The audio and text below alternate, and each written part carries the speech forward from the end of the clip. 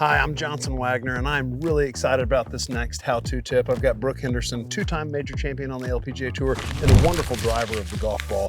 You also have a little secret weapon, which is the driver off the deck. But we're here on the tee box first. What are some keys when you pull driver out of the bag on a par 5 like this? For me, I'm very much a field player, and I just try to be very athletic.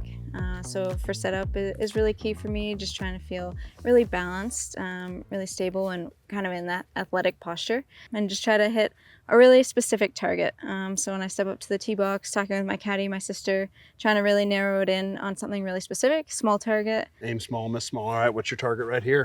All right, so I'm actually going to go right at the pin. Okay. I can see it down there in the distance. You have good eyesight. The glasses definitely do help. And so when you talk about an athletic setup, like when I have a driver, sometimes I'll have 60% of the weight on my right, 40 on the left. Is there anything like that going through your mind? Imagine like you're playing volleyball or even basketball, you're very athletic. I have a pretty wide stance, and the weight is distributed, I would say 50-50 right and left, and also 50-50 back in this. You don't want to be leaning too far forward or too far back. So yeah, just kind of getting to that comfortable stance, kind of like just letting your hands fall as if you were playing volleyball or another sport. And then, yeah, just take it from there. Let's see what you got.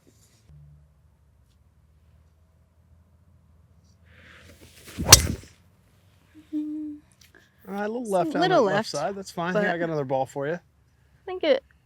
I think that bunker's far away, so I think I'm still in the fairway. It's interesting you say you have a wide stance. It doesn't look wide to me, and I think a lot. I've been watching a lot of players here lately the past couple of years, and it seems like a trend with younger generation of golfers is to get wider. Is that just for that athleticism, having that wide base? I think so. I grew up playing hockey. I was a goalie, so very wide. Oh, nice.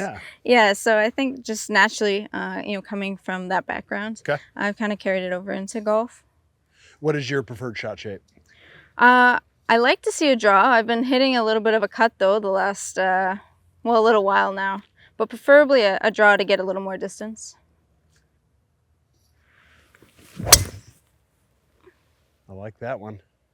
That's a normal trajectory right there? Yeah, that's pretty normal right there. I really like the transition of your backswing. You have a longer, I want to see one more. Okay. You have a little bit of a longer backswing, but your transition is smooth. Like I think of a John Daly or even me, I get long and transition gets real sloppy. Is there anything you think about or any training you do to make sure that you're firing in the right sequence? I don't try to think about it too much. When things do get a little bit sloppy or a little bit off, you just really think about tempo. Okay.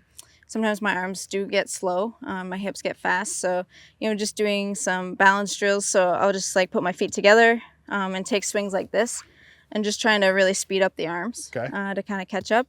But otherwise, I try to keep it pretty simple. Okay.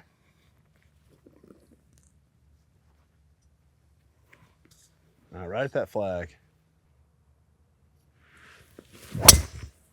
Oh, that is so perfect. Third time's the charm. Yeah, third time's the charm. All right, so my biggest takeaway from what you're saying is I think my stance is very narrow, and I get a little weeble wobbly, and I move off of it and I move into it. So I'm going to set up, and would you tell me if you consider this a narrow stance? I think that looks pretty good. I think you maybe could go a little wider, but that looks good. I'm going to try to be wide. Yeah. Another thing I noticed about your swing is that you take the club away nice and slow, and it's like you build and then boom, you're matching you have all your speed down at the strike zone. Yeah, I'm trying to capitalize. All right, so I'm going to get a little wider, and I'm going to take it away slow. See if I can drive it like Brooke.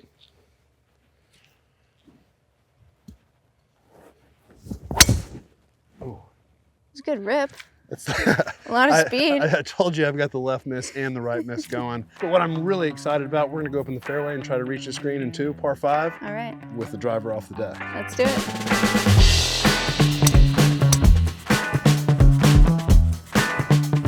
All right, we're back out here at the fairway. Brooke hit an absolutely beautiful drive, and 240 yards out to this flag. I know a driver off the deck is sort of it's not your everyday shot. What are some of the things that go through your mind when you decide to hit that club? Yeah, for sure. For me, it's, on par 5s when I'm trying to get really close to the green in 2. And 3 wood's just not going to get there. I like to have the driver off the deck shot just to get it as close as I can to the green and, hopefully make an easier birdie. But there are a few things I do like to look for. So obviously a good lie, preferably in the fairway. If you can get a little bit of an uphill lie. And a lot of people make the mistake when trying to hit driver off the deck of trying to lift it in the air, help it in the air. That's not something you think about. You way more simple thought than that. Yeah, for sure. Yeah, I'm really not trying to think about anything at all other than just, hitting the back of the ball really squarely. And for me, it's very similar to my swing that I would use off the tee. Just trying to accelerate and just have a solid strike on it. I'm excited to see it.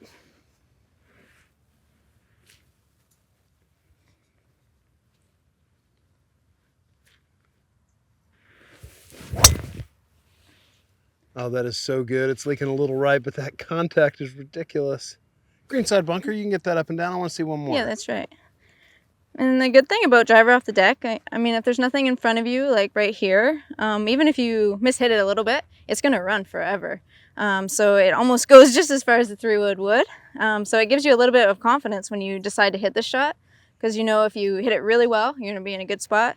If you hit it, not as great as you would like, you're still going to be up there pretty far. Oh, that's so good. Might catch a piece if I get a good kick. That flew a long way as well. This one's going on the green right here, Brooke.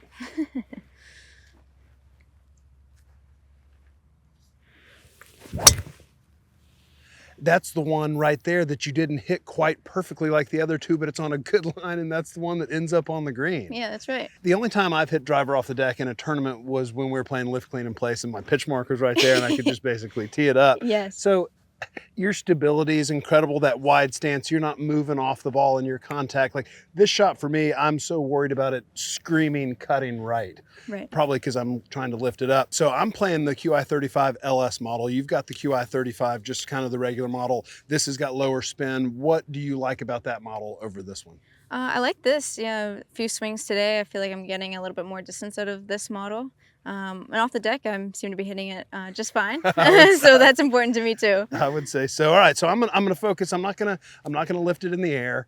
I'm just going to simply just try to hit the back of the ball like I would a 3-wood. Yeah, exactly. Okay. Yeah, like a 3-wood swing. But I like this wider stance feel. I think it keeps me from moving around too much.